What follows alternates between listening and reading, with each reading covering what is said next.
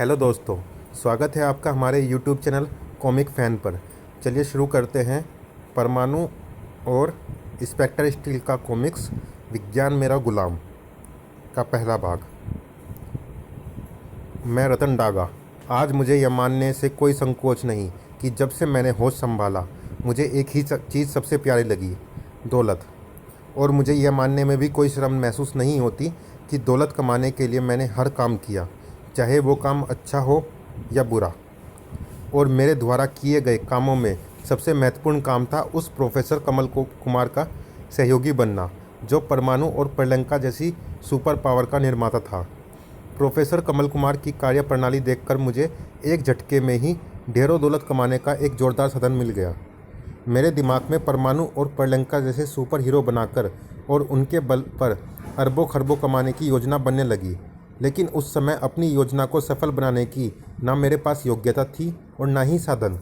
इसलिए प्रोफेसर कमल कुमार को दौलत का लालच देकर मैंने उसे अपनी योजना में काम करने को मनाना चाहा, और ऐसा करके मैंने मानो अपने पैर पर कुल्हाड़ी मार ली। दौलत कमाने के लिए अपने देश और अपने ज़मीर से गद्दारी करना तुम्हारा असूल हो सकता है, मेरा नहीं। चले जाओ यहाँ से। उसने बेइज्जत करके मुझे अपनी लैब से निकाल दिया।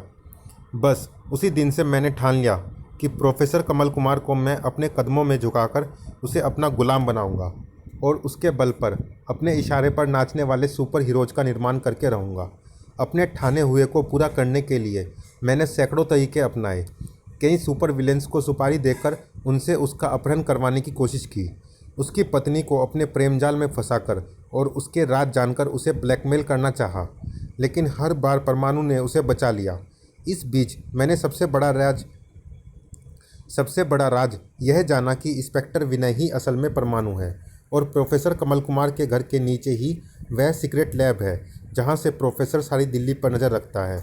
लेकिन ये सारी जानकारी किसी काम ना आई, क्योंकि मैं इंस्पेक्टर विनय को फंसाने के लालच में उसकी मामी यानी प्रोफेसर कमल कुमार की बीवी और अपनी प्रेमिका की हत्या करने की बेवकूफ़ी कर बैठा। मेरी इस बेवकूफ़ी ने विनय उर्फ परमाणु को तिलमिला कर रख दिया। वह अपने ऊपर से हत्यारे का इल्ज़ाम हटाने और अपनी मामी के हत्यारे की खोज में पागलों की तरह जुट गया। जल्दी ही वह मुझ तक पहुंचा और मेरे खिलाफ सारे सबूत जुटाकर मुझे यहाँ जेल की सलाखों के पीछे पहुंचा दिया। लेकिन जेल की सलाखें मेरे अरमानों, मेरे सपनों को कैद न कर सकी। बाहर मौजूद मेरे साथी पैसा पानी की तरह बहाकर मुझे जेल से छुड़ाने का इंतजाम कर रहे हैं। अब पता नहीं मैं सलाखों के पीछे से निकल पाऊंगा भी या नहीं, अपने सपने को पूरा कर भी पाऊंगा या नहीं।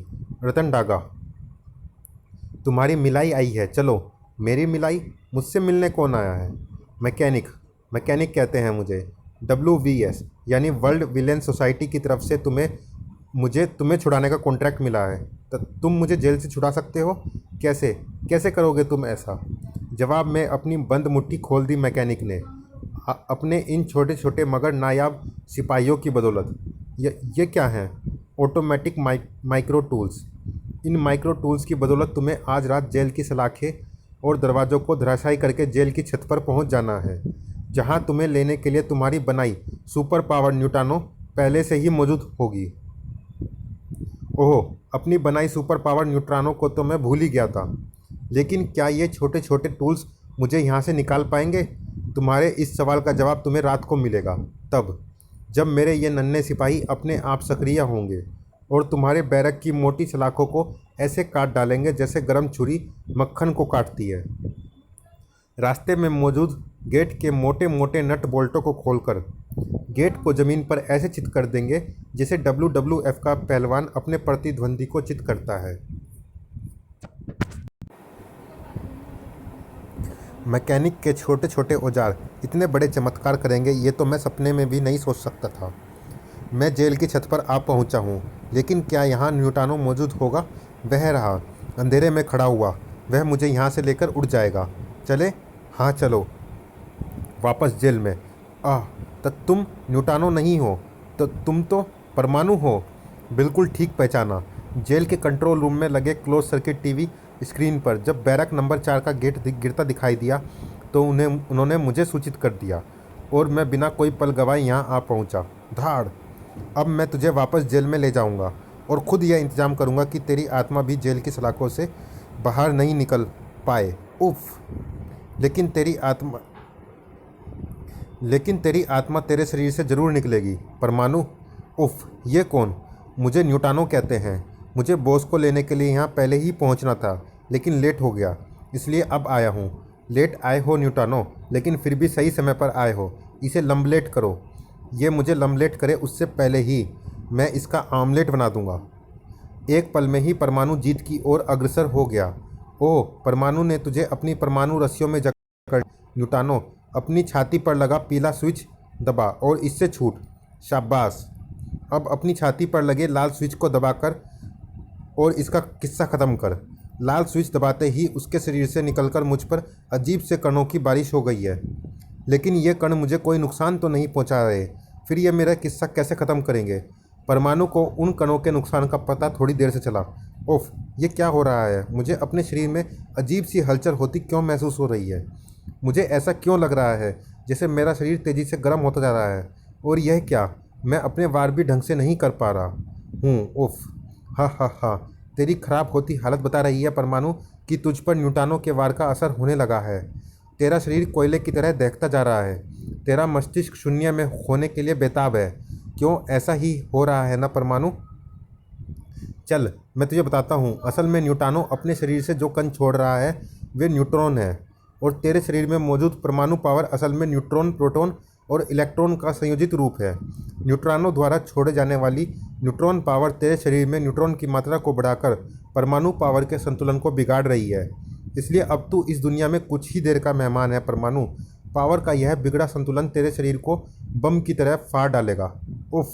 अगर रतन टागा का कहना सही है तो मैं सचमुच मुसीबत में हूँ। मुझे इस मुसीबत को टालना होगा। अपने शरीर को बम की तरह फटने से रोकना होगा, और ऐसा तभी होगा जब न्यूटानो द्वारा छोड़े जा रहे न्यूट्रॉन मेरे शरीर से न टकराए। इसके लिए न्यूटानो के शरीर से न्यूट्रॉन का छूटना बंद करना होगा, और ऐसा तभी होगा जब मैं न्यूटानो की छाती पर लगे इस लाल स्विच को ऑफ करूँगा, जिसके दबाने से न्यूटानो के शरीर से न्यूट्रॉन छूटने लगे थे। भड़ाक। ओह, परमाणु ने लाल स्विच को ऑफ कर दिया। उसे जल्दी से दोबारा ऑन कर न्यूटानो। अब न्यूटानो लाख कोशिश के बाद भी ऐसा नहीं कर सकती। पर लगे लाल स्विच को मैं ऑन और ऑफ होने लायक ही नहीं छोड़ूंगा। भड़ाक। ओह, परमाणु ने लाल स्विच तोड़ दिया। हाँ, और अब मैं उसके दांत तोड़ रहा हूँ। ओह, इस तरह तो यह तुझ पर भारी पड़ जाएगा न्यूटानो। ऐसा नहीं होना चाहिए। अपने बाजू पर लगे हरे स्विच को नष्ट कर डाल। जल्दी कर। जैसे ही न्यूटानो ने हरे स्विच को नष्ट किया, वैसे ही रतन टागा के हलक से वह वैसी ठाका गूंजा। हा हा हा। हरे स्विच के नष्ट होते ही न्यूटानो तबाही का दूत बन गया है परमाणु। स्विच के नष्ट होते ही न्यूटानो का पूरा शरीर एक भयानक बम में बदलने लगा है। कुछ ही सेकंडों में न्यूटानो का पूरा शरीर पूरी तरह एक ऐसे बम में बदल जाएगा जो इस जेल के साथ साथ दिल्ली को भी ख़त्म कर डालेगा। ले, बम बनते न्यूटानो के शरीर में तेज़ी भी आ गई है। अब तू मुझे आराम से जेल में लेकर चल सकता है, क्योंकि जहाँ सारी दिल्ली ख़त्म होने जा रही है वहाँ मैं जेल से भागकर कहाँ बचूँगा। आओ, मैं जानता हूँ यहाँ से भागने के लिए ही तूने यह चाल चली है कमीने, लेकिन तेरी यह चाल कामयाब नहीं होगी। ना मैं तुझे यहाँ से भागने दूंगा और ना बम बन चुके न्यूटानो को दिल्ली की धरती पर फटने दूंगा।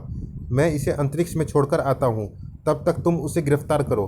बेकार है मुझे गिरफ्तार करने की कोशिश, क्योंकि मेरे साथ मैकेनिक के वे ऑटोमेटिक टूल्स हैं जो तुम्हारे हथियारों को बेकार भी करेंगे और इन परमाणु रस्सियों को मेरे शरीर से काटकर मुझे यहाँ से भाग जाने का मौका भी देंगे। नीचे क्या हुआ था परमाणु को इसकी खबर नहीं थी। वह तो बहुत ऊपर न्यूटानो रूपी बम को नष्ट करने में व्यस्त था। ओह, सही समय पर मैंने उसे दूर उछाल दिया। कहीं यह मेरे हाथों में ही फट जाता तो उसके साथ मेरे भी चीथड़े उड़ गए होते। अब मुझे जल्दी से नीचे पहुंचकर वहां के हंगामे को देखना है। नीचे अब परमाणु के देखने लायक कुछ नहीं बचा था। ओह, आखिर रतन टागा निकल भागने में कामयाब हो ही गया। और यह अच्छा नहीं हुआ, क्योंकि रतन टागा चोट खाए हुए सांप की भांति ऐसा वार करेगा जो बहुत भारी पड़ेगा। Train train. Hello, inspector Vinay speaking here. तू सारी दुनिया से बोल सकता है कि तू इंस्पेक्टर विनय बोल रहा है, लेकिन सिर्फ मैं जानता हूँ कि तू इंस्पेक्टर विनय के साथ साथ परमाणु भी बोल रहा है। रतन टागा, बिल्कुल सही पहचाना। तूने पहचानना ही था, क्योंकि तू उस बात को अच्छी तरह जानता है कि सारी दुनिया में सिर्फ मैं ही एक ऐसा शख्स हूँ जो यह जानता हूँ कि तू ही इंस्पेक्टर विनय है और तू ही परमाणु। खैर छोड़ो, इसे और वो 2 कारण सुन जिसके लिए मैंने तुझे फ़ोन किया। नंबर 1, मैं तुझे तेरी उस नाकामी की बधाई देता हूँ जो मेरे फ़रार होने के बाद तेरे हाथ लगी।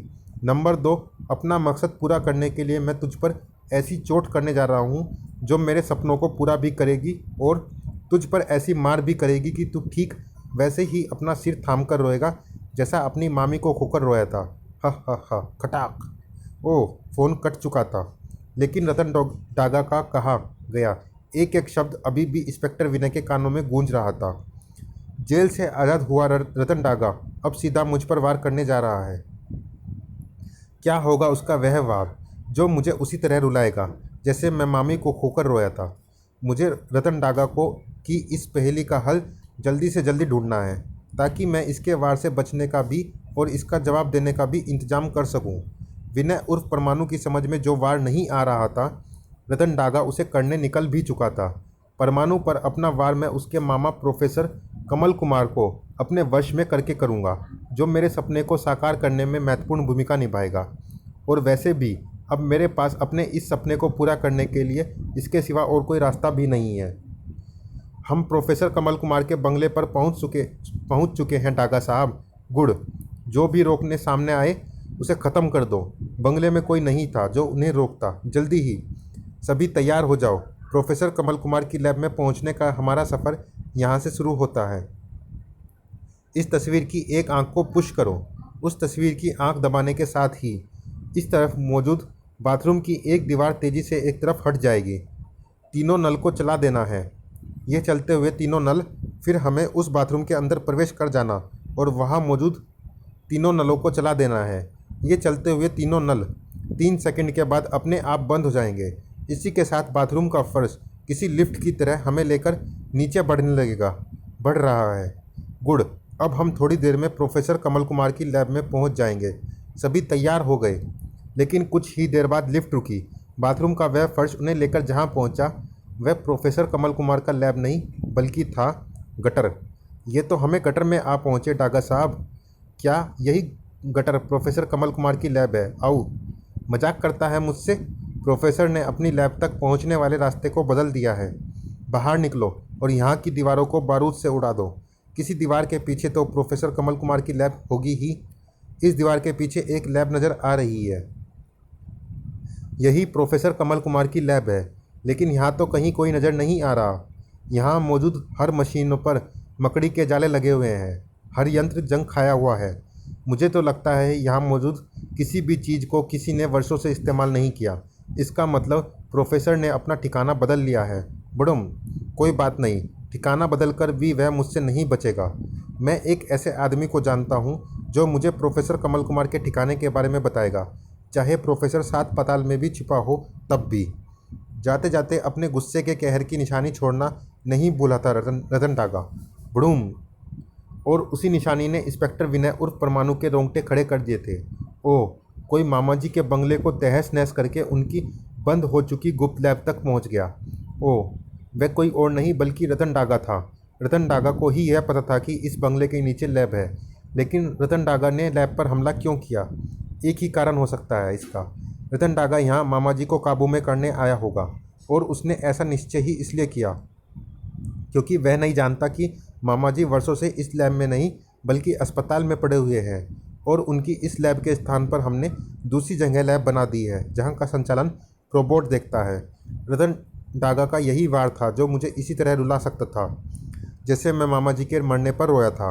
मुझे तुरंत ही अस्पताल पहुंचकर मामा जी की सुरक्षा व्यवस्था और भी ज़्यादा करनी होगी, क्योंकि रतन डागा जैसे घाघ आदमी से यह बात ज़्यादा देर तक छिपी नहीं रहेगी कि मामा जी कहाँ हैं। विनय का सोचना एकदम सही था। दिल्ली के ऑल इंडिया मेडिकल हॉस्पिटल में। मेरे ख्याल से आपको कोई गलतफहमी हुई है CNN साहब। मैं जिस प्रोफेसर कमल कुमार की बात कर रहा हूँ उसका हॉस्पिटल से कोई संबंध नहीं है। मैं तो उस प्रोफेसर कमल कुमार की बात कर रहा हूँ जो भारत का एक प्रसिद्ध वैज्ञानिक है, परमाणु और प्रियंका जैसी सुपर पावरों का निर्माता है, और दिल्ली पुलिस के जाबाज इंस्पेक्टर विनय कुमार का मामा है। तुम्हारा जानी दुश्मन है और तुम्हारी उस प्रेमिका का पति है जिसको तुमने मार डाला। Am I right mister Daga? Yes CNN साहब, मैं उसी प्रोफेसर कमल कुमार की बात कर रहा हूँ। अब आप अपने नेटवर्क से सर्च करके बताइए कि इस समय वह कहाँ है। CNN crime news network all India medical hospital के कमरा नंबर 9 में कोमा की हालत में 4 साल पहले डॉक्टर डेंजर और डॉक्टर वायरस के साथ हुई परमाणु की मुठभेड़ में वह कोमा में पहुंच गया था। तभी से वह वहीं पड़ा हुआ है। कुछ समय पहले जादूगर शाकुरा के कारण वह थोड़े समय के लिए होश में आया था, लेकिन फिर कोमा में पहुंच गया। ओह, यह बात तो मुझे मालूम ही नहीं थी। जो बात किसी को मालूम नहीं होती वह CNN को मालूम होती है। तभी सारी दुनिया के अपराधी CNN की चौखट पर माथा टेकने और करोड़ों रुपयों की भेंट चढ़ाकर जानकारियां हासिल करने आते हैं। और जानकारी के मामले में CNN का नेटवर्क सबसे तेज है। लो, मैंने तेजी की बात की और इधर प्रोफेसर कमल कुमार से संबंधित ताज़ा जानकारियां नेटवर्क पर आ रही हैं। ओह, ये ताज़ा जानकारियां तो तुम्हारे लिए मुसीबतों का ढेर लेकर आ रही है। इंस्पेक्टर विनय को तुम्हारे मंसूबों का पता चल चुका है। उसने गृह मंत्रालय से आदेश लेकर प्रोफेसर कमल कुमार की सुरक्षा व्यवस्था को इतना अधिक बढ़ा दिया है कि प्रोफेसर का तो दूर, तुम उसके पांवों की धूल का भी अपहरण नहीं कर सकते। मेरे ख्याल से अब तुम्हें कोमा में पड़े प्रोफेसर कमल कुमार का अपहरण करने का इरादा छोड़ देना चाहिए। नहीं, और वैसे भी एकदम ताज़ा जानकारी के अनुसार अब प्रोफेसर कमल कुमार ज़्यादा देर तक कोमा में नहीं रह सकता, क्योंकि देश के लिए उसकी ज़रूरत को मद्देनज़र रखकर यह फैसला हुआ है कि राजनगर में रहने वाले देश के प्रसिद्ध वैज्ञानिक डॉक्टर अनीस रजा को दिल्ली में बुलाया जाए। कल डॉक्टर अनीस रजा दिल्ली पहुंच रहा है। ये डॉक्टर अनीस रजा कौन है? इंसानी दिमाग का एक प्रसिद्ध डॉक्टर, सुपर कोप के नाम से प्रसिद्ध इंस्पेक्टर स्टील का निर्माता। इंस्पेक्टर अमर नामक एक मुर्दा सिपाही के दिमाग को लेकर उसने इंस्पेक्टर स्टील जैसा कानून का रखवाला बनाया है। उसकी इस उपलब्धि के कारण उसे प्रोफेसर के इलाज के लिए दिल्ली बुलाया जा रहा है। कुछ और जानना है? नहीं, जितना मैं जान गया हूँ वही बहुत है। और इसी जानकारी के बल पर मैं अपने प्लान में थोड़ा फेरबदल करूँगा। इंस्पेक्टर विनय ने प्रोफेसर कमल कुमार की सुरक्षा व्यवस्था बढ़ा दी है। कोई बात नहीं, जल्दी ही वह खुद प्रोफेसर को लेकर मेरे पास आएगा, क्योंकि अब मेरा शिकार प्रोफेसर कमल कुमार नहीं बल्कि बनेगा डॉक्टर अनीस रजा। अमर, इसकी आवाज़ बंद करो, अब यह चिल्लाने ना पाए। अब इसे गाड़ी में डालो, जल्दी गाड़ी भगाओ। नहीं भगा सकता। उस अनोखी कार ने सामने के रास्ते को रोक लिया है। हैरानी की बात यह है कि उस कार को चलाने वाला कोई ड्राइवर नज़र नहीं आ रहा, लेकिन वह कार हमें रोक नहीं पाएगी। हमने पूरा इंतज़ाम किया हुआ है। उतरो इस गाड़ी से और ऐसे ही किसी रुकावट से निपटने के लिए इंतज़ाम की गई उस स्टेशन वैगन तक पहुंचो। लेकिन स्टेशन वैगन भी उनके काम ना आई, क्योंकि अब वह काम आने की हालत में नहीं थी। बड़ा चलिए दोस्तों, इस भाग में इतना ही। मिलते हैं इसी कॉमिक्स के अगले भाग में। ये भाग आपको कैसा लगा हमें कमेंट बॉक्स में ज़रूर बताइएगा। धन्यवाद।